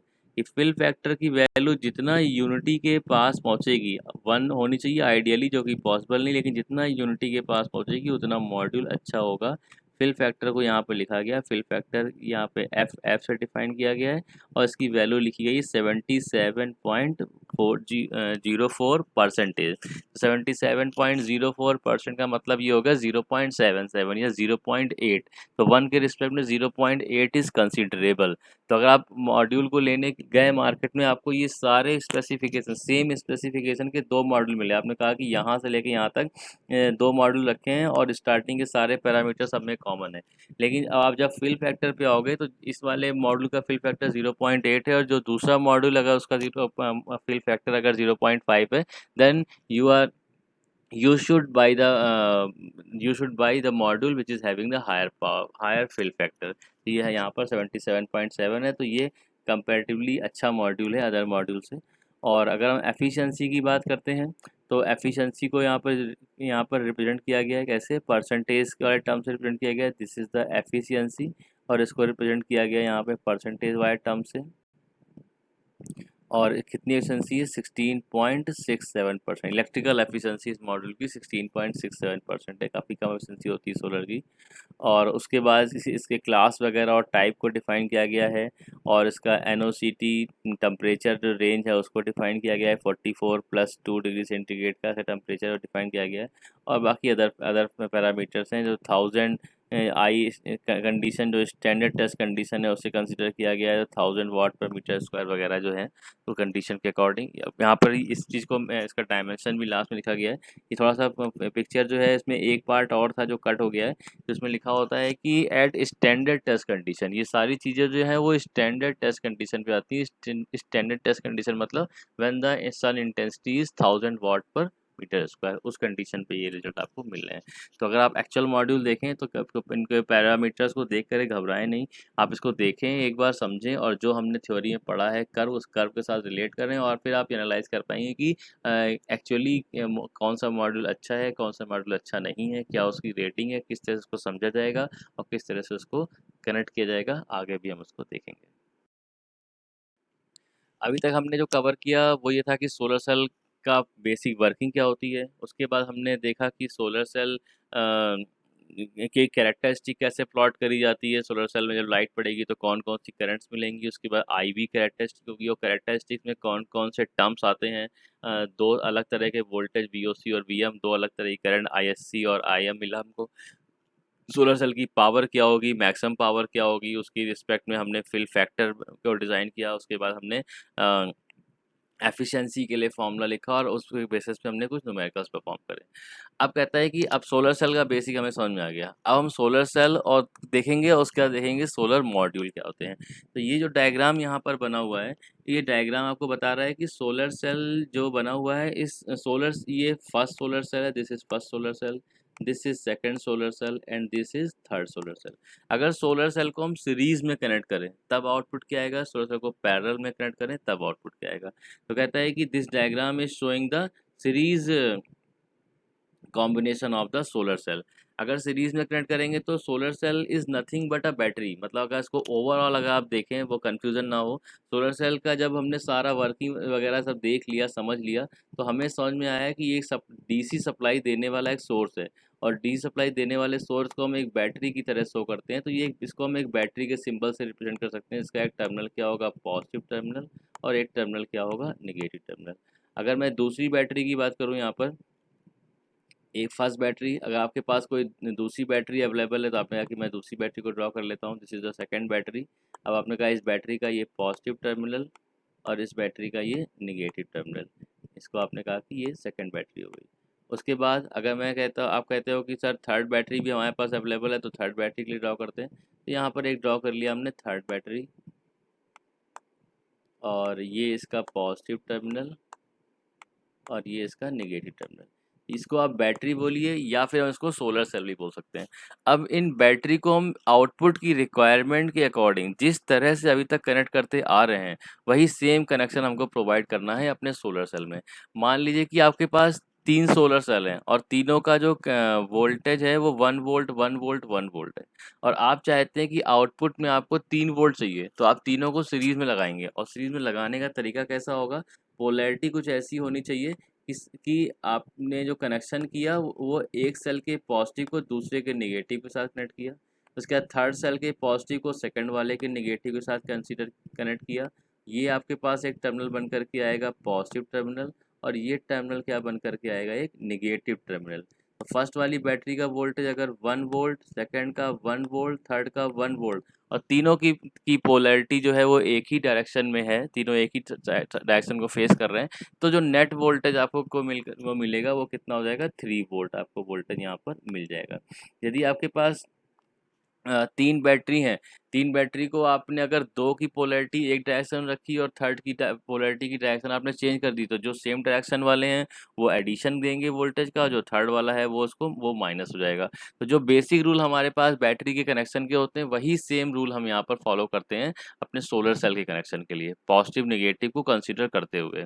तो ये हो गया सीरीज कनेक्शन। इसी तरह के सीरीज कनेक्शन को जब यहाँ पे परफॉर्म किया गया, शो किया गया, तो कहता है कि यहाँ पर जो करंट मिल रहा है वो current, the current total current is equal to cell current but the voltage is equal to 3 times the cell voltage। obviously जब series connection होता है, in case of series connection the current remain the same, that is why the current is equal to the I cell, but the voltage is equal to the sum of the voltage of each and every battery। so in case of solar cell we can say that there are 3 number of solar cells, so the net voltage will be equal to the 3 into voltage of one cell। क्योंकि हम तीनों को हमने identical लिया हुआ है। इसी point को कंसिडर करते हुए यहाँ पर ये लिखते हैं, when the solar cell are connected in series to produce the high voltage it is called the solar module. ठीक है, अब सोलर सेल एक यूनिट थी, अब हमने यहाँ पर 3 सोलर सेल को जब आपस में कनेक्ट किया तो ये क्या बन गया, solar module. When number of solar cells are connected in series और in parallel as per the requirement, then the term will be known as the solar module. इसको सोलर मॉड्यूल को अभी हम आगे और भी डिटेल में कवर भी करेंगे। क्या कहता है, the number of solar sales in A solar module is determined by required voltage. Definitely अब सोलर मॉड्यूल में कितने सोलर सेल लगेंगे तो वो डिपेंड किस पे करेगा, वो डिपेंड इस बात पे करेगा कि आपको कितना आउटपुट वोल्टेज चाहिए और कितनी आउटपुट करंट चाहिए। कितने हम सोलर सेल को सीरीज में रखें, कितने को पैरेलल में रखें, वो उसके अकॉर्डिंग सोलर मॉड्यूल का आउटपुट डिसाइड हो जाएगा। Then generally solar cell modules are made to produce the output voltage of 18 volt. Generally हमने देखा है कि जो वोल्टेज जो मिलता है हमको सोलर मॉड्यूल का वो 18 वोल्ट का मिलता है, और कुछ स्पेसिफिक रिक्वायरमेंट में 36 वोल्ट भी हो जाता है, लेकिन जनरली हम उसे 18 वोल्ट रखते हैं। 18 वोल्ट रखने का रीज़न, जो कल एक क्वेश्चन भी आया था हमारे सामने कि 12 वोल्ट की बैटरी क्यों रखी जाती, तो अगर आपके पास बैटरी 12 वोल्ट की है तो बैटरी की चार्जिंग के लिए हमें वोल्टेज क्या होना चाहिए, हाई होना चाहिए, क्योंकि current always flow from the higher potential to lower potential. तो बैटरी की चार्जिंग अगर 12 वोल्ट करनी है तो हमने उसके लिए मॉड्यूल कितना बनाया, 18 वोल्ट का मॉड्यूल बनाया, जिससे करंट जो है वो मॉड्यूल से बैटरी की ओर इनपुट आ पाए और बैटरी की चार्जिंग हो पाए। फिर आगे कहता है कि voltage of one solar cell multiplied by number of solar cells is equal to the output of the solar module। Obvious ही बात है, एक सेल का जो वोल्टेज होगा उसको टोटल नंबर ऑफ सेल से मल्टीप्लाई कर देंगे, उससे आपको मॉड्यूल का आउटपुट वोल्टेज मिल जाएगा। जैसा कि फॉर्मूला हमने यहाँ पर भी देखा था, जो फॉर्मूला था उसी को वहाँ पे दोबारा लिख दिया गया है।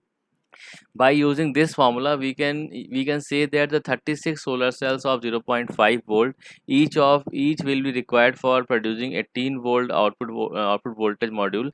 These 36 solar cell will be connected in series as shown in the figure।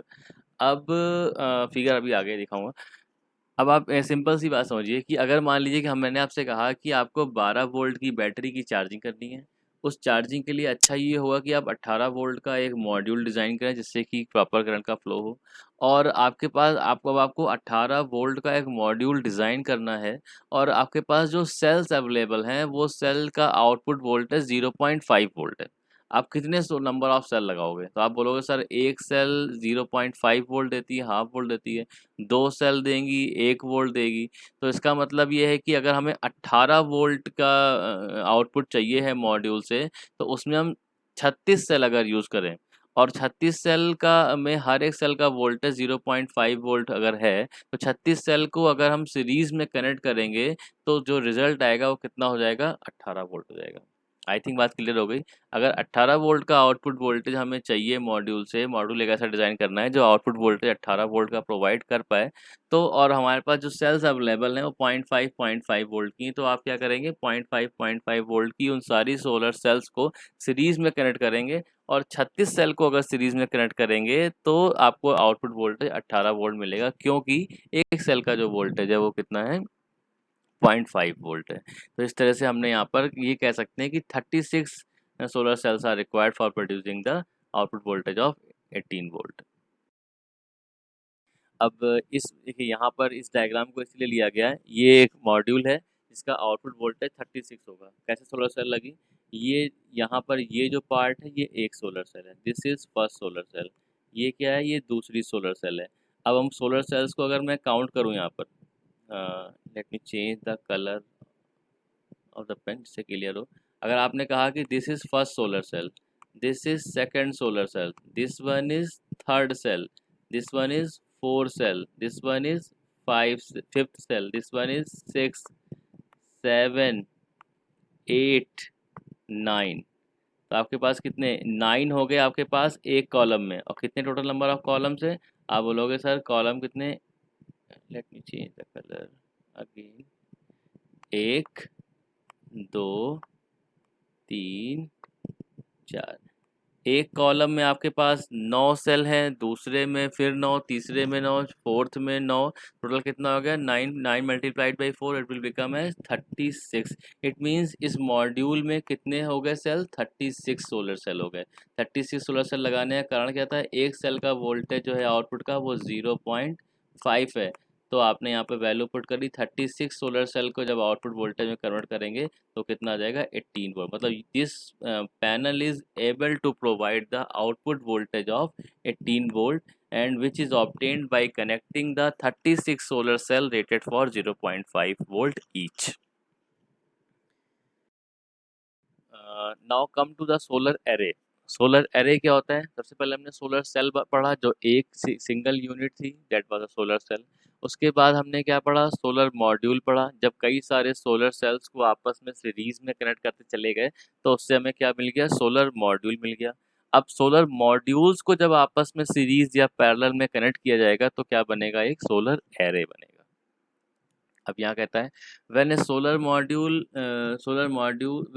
modules are electrically connected in series or parallel, the arrangement is called as the solar array or the solar generator.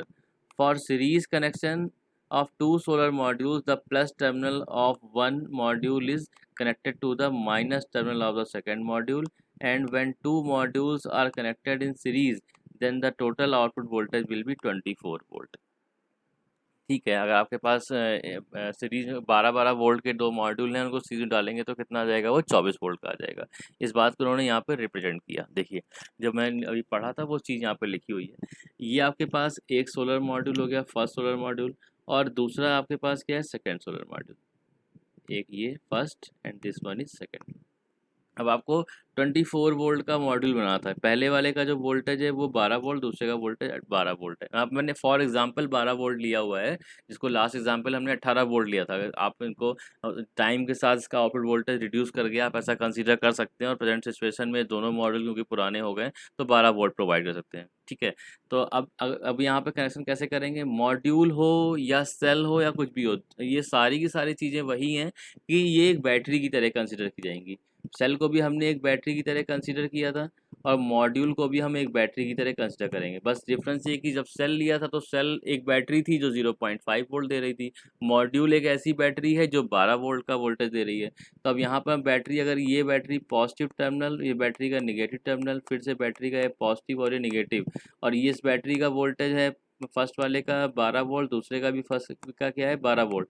अब आप चाहते हैं कि 24 volt चाहिए, तो आप connection कैसे करेंगे, इस टर्मिनल को ला करके आप इससे कनेक्ट कर देंगे, और यहाँ पर आप एक टर्मिनल पकड़ लेंगे, एक टर्मिनल आप यहाँ पकड़ लेंगे। टोटल वोल्टेज कितना हो जाएगा, इसके अक्रॉस सीरीज में कनेक्ट होने की वजह से वोल्टेज डबल हो जाएगा। तो वही सेम चीज़ किया गया जी। आपके पास यहाँ पे पॉजिटिव टर्मिनल लिया गया था, इस वाले डायग्राम जो मैं ड्रॉ किया, ये पॉजिटिव टर्मिनल जो था उसको मैंने यहाँ ले लिया, this is the positive terminal of module number 1। और ये क्या है, नेगेटिव टर्मिनल, तो this one is the negative terminal of module number 2। और कनेक्शन कैसे किया गया है, फर्स्ट वाले मॉड्यूल के नेगेटिव को सेकंड वाले मॉड्यूल के पॉजिटिव के साथ कनेक्ट कर दिया। तो negative of first module is connected with the positive of second module, एक वायर की हेल्प से यहाँ कनेक्ट कर दिया। And because the voltage of module number 1 is 12 volt and the voltage of module number 12 module 2 is 12 volt, then the total output voltage will be the 24 volt। तो इस तरह से हम सेल्स को कनेक्ट करके मॉड्यूल बनाते हैं, और मॉड्यूल्स को आपस में कनेक्ट करके हम क्या बनाते हैं, एरे बनाते हैं। I think this part is clear now. ये एरे जो हमें दिखाई देता है एक्चुअल स्ट्रक्चर है, तो हमने बुक्स में पढ़ते हैं, एक्सप्लेनिंग के पार्ट पे मैंने डिज़ाइन किया था आपके लिए। और एक्चुअल स्ट्रक्चर जो एरे का होता है, जैसा आप देखते हैं छतों पे लगा हुआ है, रूफ टॉप पे लगा हुआ है, किसी गवर्नमेंट बिल्डिंग में या कहीं और पर, तो वो स्ट्रक्चर कुछ इस तरह का होता है। तब आप यहाँ पर अगर देखें तो this is module number 1, this is module number 2, this is module number 3, module number 4, module number 5, module number 6, module number 7। और इस मॉड्यूल में हम सेल को काउंट करना स्टार्ट करेंगे, cell number 1, cell number 2, cell number 3, cell number 4। तो अब यहाँ से पिक्चर एकदम क्लियर हो गया कि जब सेल्स को हमने कनेक्ट किया आपस में सीरीज़ में, तो उससे क्या मिला, हमें एक मॉड्यूल मिला। उन एक मॉड्यूल उसी तरह से एक दूसरा मॉड्यूल, फिर उन सारे मॉड्यूल्स को जब आपस में कनेक्ट किया गया तो ये पूरा स्ट्रक्चर क्या बन करके आता है, array. This is the complete structure of A array. और एरे का जो आउटपुट वोल्टेज होगा और करंट होगा वो कैसे डिसाइड किया जाएगा, कि वो डिसाइड किया जाएगा कि कितना आपका कनेक्टेड लोड है, कितने पैनल्स को आपको सीरीज या पैरेलल में रखना है, वो डिपेंड करेगा कितना आपके पास लोड है। इसका कैलकुलेशन हमने कल क्लास में एक वीडियो की हेल्प से देखा था कि इसमें रिजल्ट आया था कि 4 पैनल को रिक्वायर की ज़रूरत पड़ी थी 300 वाट के लिए। तो उस तरह से इसका कैलकुलेशन कर लेते हैं। Now, these are the very basic and very simple formulas for the calculation part. Number of modules connected in parallel is equal to operating current of solar array divided by the current of solar module. अगर आपने कहा कि आपने कहीं किसी plant में visit करने गए और आपसे ने कहा कि टोटल कितने मॉड्यूल्स पैरेलल में कनेक्टेड हैं और कितने मॉड्यूल सीरीज में कनेक्टेड हैं, तो या तो एक तरीका तो ये है कि आप मॉड्यूल के जो कनेक्शन जो किए गए हैं वायर को पकड़ के वायर की हेल्प से आप उसका चेक करें कि कहाँ पर सीरीज कनेक्शन है और कहाँ पैरेलल कनेक्शन है, और उसको आप एज इलेक्ट्रीशियन या एज इलेक्ट्रिकल इंजीनियर आप उसे ट्राई करें कि हम काउंट करें कितने सीरीज और कितने पैरेलल में। या फिर दूसरा तरीका हो सकता है कि उसकी ड्राइंग बनी हुई रखी हुई है, अगर तो आपने ड्राइंग उठाई और उसको देख के समझ लिया। लेकिन अगर मान लीजिए ड्राइंग अवेलेबल नहीं है और कनेक्शन आप नहीं देख सकते हो कि इतना कनेक्शन रूफ टॉप पे जा कर के एक मॉड्यूल, मान लीजिए 300 मॉड्यूल लगे हैं, तो कनेक्शन कहाँ तक देखेंगे। तो उसके लिए सिंपली आप क्या कर सकते हैं, ऑपरेटिंग करंट ऑफ सोलर अरे, आपने अपना मीटर लगाया, एनर्जी मीटर लगाया, पावर एनालाइजर लगाया, और उसकी हेल्प से आपने क्या किया, क्या देखा कि कितना ऑपरेटिंग करंट आ रहा है सोलर अरे का, और एक मॉड्यूल की रेटिंग आपको पता है। तो operating current of solar array, जो टोटल करंट आ रही है एरे की हेल्प से, divide by current of solar module, एक मॉड्यूल की कितनी करंट है उसको अगर आप डिवाइड कर देंगे तो आपको पता चल जाएगा कितना नंबर ऑफ पैनल्स जो हैं वो पैरेलल में कनेक्टेड हैं। इसी तरह से अगर हम निकालना चाहते हैं number of modules connected in series, तो इसको हम कैसे कैलकुलेट कर सकते हैं, operating voltage of solar array divide by the voltage of solar module. तो operating voltage of solar array मतलब आपने फिर से अपने पावर एनालाइजर को लगाया और देखा कि ये जो पूरा एरे लगा हुआ है रूफ टॉप पे वो कितना नेट वोल्टेज प्रोवाइड कर रहा है, और डिवाइड बाई एक मॉड्यूल का जो वोल्टेज है उसे डिवाइड कर देंगे तो आपको मिल जाएगा number of module connected in series. और टोटल नंबर ऑफ मॉड्यूल्स कैसे निकाले जा सकते हैं, total number of modules in solar generator या फिर solar array will be equal to NS multiplied by the NP। NS means the connected series connected modules and NP means the parallel connected modules। ये हो गया। तो these are the very basic formula. अगर time होगा तो हम इसको calculation में इंक्लूड करेंगे, डेफिनेटली करेंगे, नेक्स्ट क्लास में हम कैलकुलेशन करेंगे तो इन फॉर्मूले की हेल्प से हम कुछ रिजल्ट्स को फाइंड आउट करेंगे। Now come to the solar power plant. What is the solar power plant? There are two types of solar power plant. First is the autonomous solar power plant, इसे हम कहते हैं of grid solar power plant, and second one is the grid connected solar power plant. Of grid solar power plant and grid connected solar power plant. Of grid solar plant और grid connected solar plant में difference ये है कि of grid solar plant means कि जैसे एक example लेता हूँ कि आपके घर में अभी सप्लाई आ रही है ग्रिड से, आपके घर में एक मीटर लगा हुआ है, उस मीटर में जो घर के पास में ट्रांसफार्मर है, ट्रांसफार्मर से सप्लाई पोल में आई, उस पोल की हेल्प से एक वायर आया आपके घर के मीटर में जो एनर्जी मीटर लगा हुआ है, और उसके बाद एमसीबी लगी हुई हैं।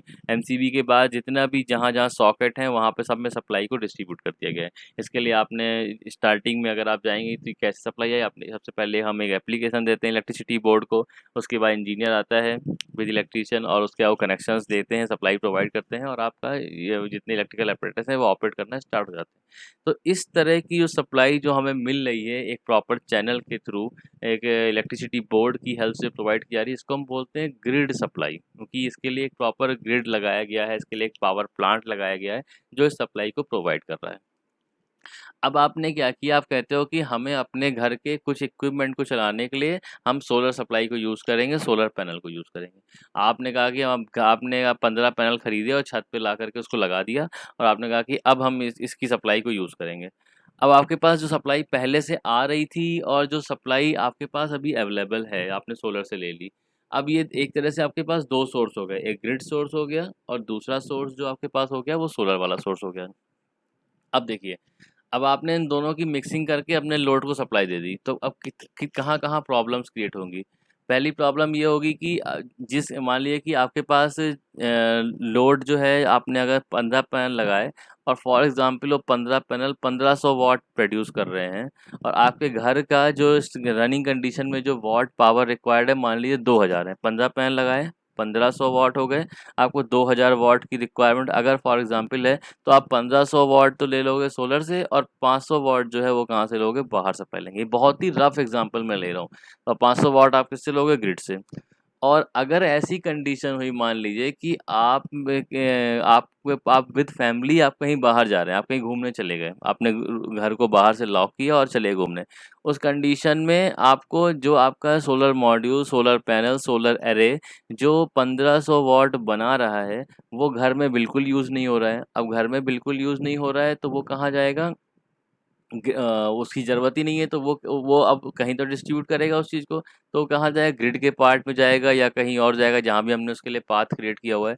तो ये एक सिचुएशन मैंने आपके सामने रखी। तो अब जब हमने घर के लिए सिस्टम को डिज़ाइन करना है, तो सबसे पहले हमें देखना है कि जो हम सोलर सिस्टम लगाना चाहते हैं, उसकी हम ग्रिड से आने वाले सप्लाई के साथ मिक्सिंग करें या फिर उसको हम सेपरेट रखें। अगर हमारा सोलर सिस्टम सेपरेटली वर्क कर रहा है, इट मीन्स कि सोलर से जो सप्लाई आ रही है उसकी हेल्प से हमने क्या किया, कुछ लोड को सेपरेट कर दिया कि इतना लोड हमारा सोलर से चलेगा, रिमेनिंग लोड हमारा ग्रिड से चलेगा, उन दोनों का हमें आपस में कोई मिक्सिंग नहीं करनी है। तो उस तरह के सिस्टम को हम क्या बोलेंगे, of grid connected solar system या फिर ऑटोनोमस सोलर सिस्टम। या फिर आपने ऐसा किया कि आपने कहा कि पैनल हमने छत पे लगा लिए, और उस पैनल की हेल्प से हमें सिर्फ इतना काम करना है कि हमने अपने घर में रखी एक बैटरी, और बैटरी की हम कर रहे हैं चार्जिंग। और वो बैटरी इन्वर्टर वाला जो कंसेप्ट होता है, बैटरी की चार्जिंग हम कर रहे हैं सोलर की हेल्प से। और जब ग्रिड की सप्लाई चली जाएगी, जब हमारी ग्रिड सप्लाई नहीं आ रही होगी, उस कंडीशन में हमें जो बैटरी चार्ज हो रही है सोलर की हेल्प से, वो हमें सप्लाई प्रोवाइड करना स्टार्ट कर देगी। नॉर्मल कंडीशन में जो हमारे घर में इन्वर्टर्स लगे होते हैं वो कैसे वर्क करते हैं, जो ग्रिड से सप्लाई आ रही है, उस ग्रिड सप्लाई का एक पार्ट जो है, वो जो कनेक्टेड लोड है, जो आपने फ़ैन, ट्यूबलाइट वगैरह वगैरह, वॉशिंग मशीन ऑन किए हुए हैं, फ्रिज वगैरह, टीवी, तो उन सबको सप्लाई जा रहा है। और उसी ग्रिड सप्लाई का एक पार्ट जो है वो इन्वर्टर से होकर के बैटरी की चार्जिंग में जा रहा होता है। उसी ग्रिड सप्लाई से बैटरी चार्ज हो रही है। और जब आपने जैसे ही लाइट गई, जैसे ही कट हुआ, तो अब वो ग्रिड से सप्लाई आना बंद हो गई, तो जो बैटरी में सेव्ड एनर्जी थी, सेव्ड जो पावर थी, अब वो इन्वर्टर की थ्रू डीसी से एसी में कन्वर्ट होकर के वापस आपके घरों में जो इलेक्ट्रिकल अप्लायंसेज हैं वहाँ पर डिस्ट्रीब्यूट होना स्टार्ट हो जाती है, और वो सेव एनर्जी, और आप जब तक वो बैटरी में चार्जिंग है तब तक आपके घर के इक्विपमेंट जो है चलते रहते हैं। ये तो जो नॉर्मल सिस्टम्स हम घरों में यूज़ कर रहे हैं, उसमें हम बैटरी की चार्जिंग कहाँ से ले रहे हैं, उसमें हम बैटरी की चार्जिंग को हम ले रहे हैं ग्रिड सप्लाई से ही। अब हम एक ऐसा सिस्टम डिज़ाइन कर सकते हैं कि हम बोलते हैं कि हमें जो बैटरी की चार्जिंग करेंगे वो हम सोलर सिस्टम से करेंगे, जिससे कि हम ग्रिड से सप्लाई जो आ रही है उससे हम तब तक सिर्फ सप्लाई को यूज़ करेंगे जब तक कि वो सप्लाई आ रही, जैसी सप्लाई कट हुआ हमने सोलर की हेल्प से जो बैटरी की चार्जिंग हुई सप्लाई को यूज़ करेंगे। इससे हमारे बिल की सेविंग होगी, क्योंकि हम ग्रिड से जो सप्लाई ले रहे थे उसको बैटरी की चार्जिंग में लगा रहे थे, तो हमें ज़्यादा पावर इनपुट लेनी पड़ रही थी, ज़्यादा बिल दे रहे थे। अगर सोलर सिस्टम लगा देंगे तो बैटरी की चार्जिंग सोलर से हो जाएगी, और हमारे इलेक्ट्रिसिटी बिल की क्या होगी, सेविंग मिलेगी। इसी रिस्पेक्ट में मैंने आपके लिए एक डायग्राम की हेल्प से इसको एक्सप्लेन करने की कोशिश करी है। सबसे पहले आते हैं ऑटोनोमस सोलर प्लांट वाले पार्ट पे। This is autonomous solar plant. सबसे पहले आपको क्या मिला, पीवी एरे। पीवी एरे सबको पता है, मुझे बार बार बताने की ज़रूरत नहीं है कि पीवी एरे क्या होता है। PV array modules are connected in series और parallel as per the requirement. PV array के बाद जो नेक्स्ट पार्ट है वो क्या है, चार्ज कंट्रोलर। चार्ज कंट्रोलर में हमने क्या किया, चार्ज कंट्रोलर एक ऐसी डिवाइस है जिसको पीवी अरे और बैटरी के बीच में यूज़ किया गया है। फिर हमने यहाँ पे क्या लगा दिया, बैटरी। पीवी अरे ने बैटरी की चार्जिंग करनी है, पीवी अरे ने बैटरी की चार्जिंग करी, बीच में हमने लगाया चार्ज कंट्रोलर। चार्ज कंट्रोलर एक ऐसी डिवाइस है जो कि बैटरी की ओवर चार्जिंग को रोकता है। मान लीजिए कि आपकी मॉर्निंग में सनलाइट आई, यहाँ पर सनलाइट अवेलेबिलिटी हुई, और पीवी सिस्टम ने अपना काम स्टार्ट कर दिया, इलेक्ट्रिसिटी को प्रोड्यूस करना स्टार्ट कर दिया, और बैटरी की चार्जिंग स्टार्ट हो गई। दोपहर तक होते होते बैटरी फुल्ली चार्ज हो गई। अब बैटरी फुल्ली चार्ज हो गई, अब इसको बैटरी को फर्दर चार्जिंग नहीं चाहिए, लेकिन सन तो अवेलेबल है, पीवी तो प्रोड्यूस करेगा इलेक्ट्रिसिटी। अब वो कंटिन्यूसली बैटरी को इनपुट देता जा रहा है, तो बैटरी की ओवर चार्जिंग की वजह से क्या होता है, बैटरी की लाइफ जो है वो डिके हो जाती है। तो हमने यहाँ पर एक ऐसी कंट्रोलिंग डिवाइस लगाई, एक आप कह सकते हैं एक स्मार्ट स्विच यूज़ किया, जिसका काम ये है कि जो अगर बैटरी चार्ज हो गई है तो वो पीवी सप्लाई को कट कर दे, पीवी से के टर्मिनल्स को ऑफ कर दे। अब वो सप्लाई को हम बैटरी को इनपुट नहीं करेंगे, इसको नाम दिया गया चार्ज कंट्रोलर।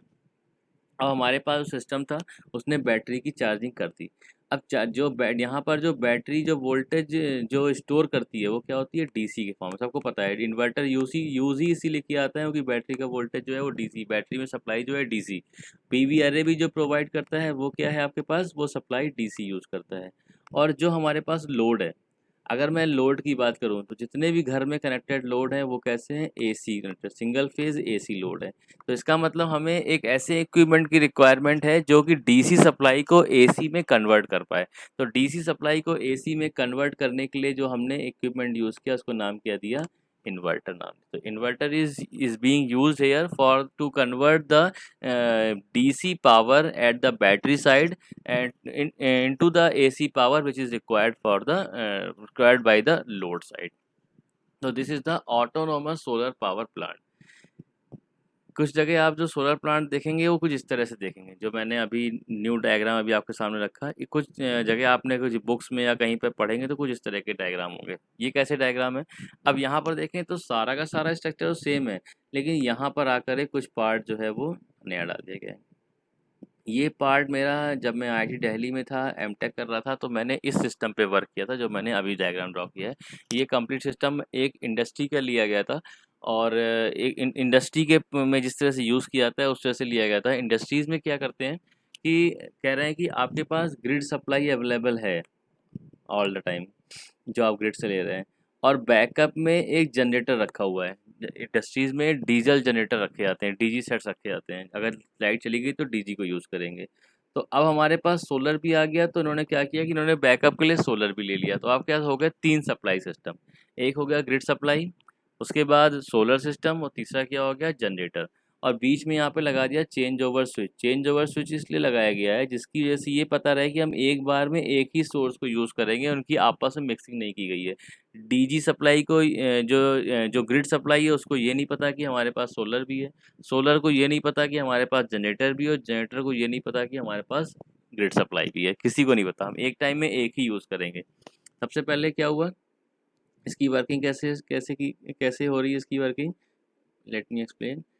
सबसे पहले लोड को जो पावर रिक्वायर्ड थी, सोलर सिस्टम हमारा पावर बना रहा है।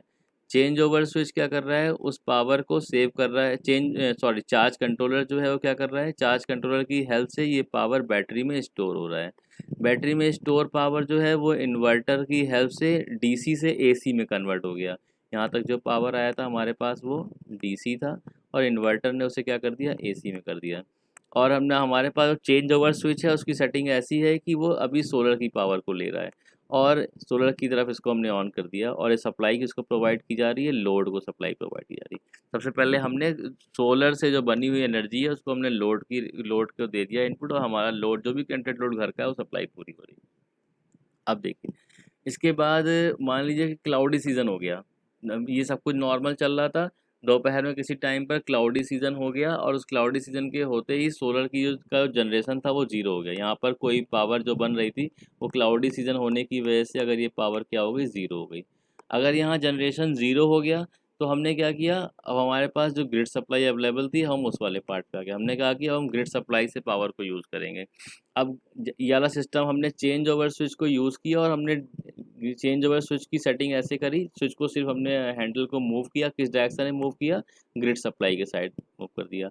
और जैसे ही ग्रिड की ओर मूव किया तो ग्रिड से जो सप्लाई आ रही थी अब वो क्या हो जाएगी, आ करके हमारे लोड को फीड करना स्टार्ट कर देगी। लोड को कंटिन्यूसली पावर की रिक्वायरमेंट है, ठीक है। अब क्योंकि दो पहले सोलर सिस्टम था, सोलर सिस्टम ने पहले सप्लाई दी, उसके बाद बादल आ गए, बारिश स्टार्ट हो गई, सोलर बंद हो गया, ग्रिड सप्लाई से पावर लेना स्टार्ट कर दिया। थोड़ी देर में एक नई कंडीशन आ गई कि आंधी बहुत तेज आ रही थी बारिश के साथ साथ, तो हमारे ग्रिड सप्लाई को भी ऑफ कर दिया गया, और जो हमारे इलेक्ट्रिसिटी बोर्ड जो सप्लाई दे रहा था वो भी उसने सेफ्टी पार्ट पर उसको भी उसने कट कर दिया। अब जैसे ही उसने कट किया, लेकिन हमें अभी अभी भी अपने लोड के लिए रिक्वायरमेंट है इलेक्ट्रिसिटी की, तो हमने अपने घर में क्या रखा, अपनी इंडस्ट्री में क्या रखा हुआ है, जनरेटर रखा हुआ है।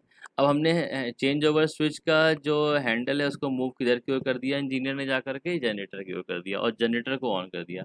अब ये जनरेटर क्या करेगा, लोड को फीड करना स्टार्ट करेगा, क्योंकि इंडस्ट्रीज जो होती हैं वहाँ पर इलेक्ट्रिसिटी कट नहीं किया था, क्योंकि वहाँ प्रोडक्शन चल रहा होता है, प्रोडक्शन प्रोसेस को नहीं रोक सकते, तो कंटिन्यूसली उनको सप्लाई की रिक्वायरमेंट होती है, इसलिए वो बैकअप सिस्टम लेके चलते हैं। घरों में होता है कि हमारे पास एक सिस्टम है या दो सिस्टम बैकअप में ले लिए, अगर नहीं सप्लाई है तो हम बिना लाइट के काम चलाते हैं। बट इंडस्ट्री की जो प्रोडक्शन प्रोसेस है, अगर वहाँ पर लाइट नहीं होगी, प्रोडक्शन रुक जाएगा, तो उसकी वजह से इंडस्ट्री को बहुत लॉस होता है, तो उस पार्ट पे हम हमेशा बैकअप लेके चलते हैं। इस सिस्टम में हमने कितने बैकअप लिए, टोटल 3 हमारे पास सप्लाई सिस्टम थे, इसमें एक वर्क करेगा और 2 बैकअप में रहेंगे, एक पीवी सिस्टम, ग्रिड सप्लाई और जनरेटर सिस्टम। तो इस तरह से ये सिस्टम पूरा वर्क करता है। इसमें कंपोनेंट्स की अगर बात करें तो पीवी अरे, चार्ज कंट्रोलर अब नई टेक्नोलॉजी के साथ साथ चार्ज कंट्रोलर इन्वर्टर के साथ ही इनबिल्ट आता है। अगर आप मार्केट में जाएँ, कहें कि सर ने हमें सिखाया है कि चार्ज कंट्रोलर लगाना पड़ता है, हमें चार्ज कंट्रोलर दो, तो हो सकता है कि जो बायर है, जो सेल्समैन है, वो आपको कुछ कुछ समझ ही ना पड़े कि आप क्या मांगना चाहते हैं। तो पहले चार्ज कंट्रोलर अलग आते थे और इन्वर्टर अलग आते थे। आज के टाइम पे वो बोलेगा कि सर ये इन्वर्टर है, यही सब कुछ करता है, आप इस इन्वर्टर को लगा दीजिएगा अपने पीवी सिस्टम या पीवी अरे और बैटरी के बीच में काम करेगा। तो अब होता क्या है कि invert charge controller is inbuilt inside the inverter. अब आपको केवल इन्वर्टर कनेक्शन करना है और बैटरी की चार्जिंग स्टार्ट हो जाएगी, दोनों फंक्शन को परफॉर्म करेगा। और इन्वर्टर का यूज़ डीसी को एसी में कन्वर्ट करने के लिए। तो this is the exercise number 2। Exercise number 1 और 2 दोनों ही मूडल पे मैंने डाल दी थी। एक साथ एक्सरसाइज नंबर 1 आपको आज तक कंप्लीट करनी थी, होपफुली सभी ने सबमिट कर दी होगी। इसमें बहुत सिंपल पार्ट मैंने रखा था कि केवल घरों का जो घर, आपके घर का जो लोड है या फिर जो भी आप एक रूम का लोड, जितना भी आप जिसके लिए आप कैलकुलेशन करना चाहते हैं, आपको वो लोड एक टेबल के फॉर्म में लिख करके सबमिट करना था। होपफुली सबने कर दिया होगा। ये एक्सरसाइज नंबर 2 है, ये हमें आपको सबमिट करनी है कल मॉर्निंग, कल की क्लास के पहले पहले आप इस एक्सरसाइज को सबमिट कर दीजिएगा। तो as per you have calculated the load of your home, जितना आपने लोड अपने घर के हिसाब से लोड कैलकुलेट किया हुआ है, उसके अकॉर्डिंग आपको कैलकुलेट करना है कि बैटरी साइजिंग क्या होगी और कितने नंबर ऑफ मॉड्यूल्स जो हैं वो कनेक्ट होंगे। और इसके लिए आपको हेल्प लेना होगा उस वीडियो का जो हमने कल वाली क्लास में कवर किया था। एक कैलकुलेशन बताया गया था, इसमें चार्जिंग करंट वाला भी एक कंसेप्ट आया था। तो उस वीडियो को मैंने जूम की रिकॉर्डेड वीडियो को यूट्यूब पर डाल करके आपके साथ शेयर किया था। उस पर्टिकुलर 10 मिनट या 15 मिनट वाले पार्ट को आप दोबारा देखिएगा, तो उसको देख करके आपको समझ में आएगा। कनेक्टेड लोड वाला पार्ट आपके पास है, ये वाला पार्ट आपके पास आपको कैलकुलेट करना है, उस वीडियो की हेल्प से आप कैलकुलेट कर लेंगे। तो हमारा एक असाइनमेंट हो गया। सबसे पहले सोलर के बेसिक पे हमने जो दिया था, तो उस असाइनमेंट के बाद एक्सरसाइज नंबर 1 थी लोड कैलकुलेट करना। एक्सरसाइज नंबर 2 यहाँ पर लिखी हुई है कितने मॉड्यूल्स और बैटरी की साइजिंग क्या होगी वो कैलकुलेट करना। तो आपके एक असाइनमेंट और 2 एक्सरसाइज कंप्लीट हो गई है। इसके बाद आप काम करना स्टार्ट कर दीजिए पीपीटी बनाने पे। सैटरडे की क्लास में आपको प्रेजेंटेशन देना होगा एक प्रोजेक्ट की आइडिया पर, या फिर जो आपने ये कैलकुलेशन किए हैं इस कैलकुलेशन को आपको एक्सप्लेन करना होगा। इसको भी हम as a project idea consider कर सकते हैं। और इन सब के अकॉर्डिंग जिसका जो परफॉर्मेंस है, उस परफॉर्मेंस शीट को मैं आपके साथ सैटरडे में ही शेयर करूँगा कि जैसे किसी स्टूडेंट ने क्या कितना असाइनमेंट में परफॉर्मेंस है, क्या एक्सरसाइज का परफॉर्मेंस है, और टोटल कितना एग्रीगेट चल रहा है, जिससे कि बिल्कुल भी ऐसा कोई कन्फ्यूज़न ना रहे कि मार्क्स किसी को कम है और किसी को ज़्यादा है। तो इन सब चीज़ों को हम लेकर के आगे बढ़ते रहेंगे और आगे डिस्कस करते रहेंगे। तो I think this part is today's part is sufficient. और इसको भी मैं यूट्यूब के चैनल के थ्रू आपके साथ शेयर कर दूँगा और आप उसको एक बार फिर से देख करके समझ लीजिएगा। So these are the references. I have taken the help of these references. We will meet in tomorrow class again. Thank you. Thank you so much.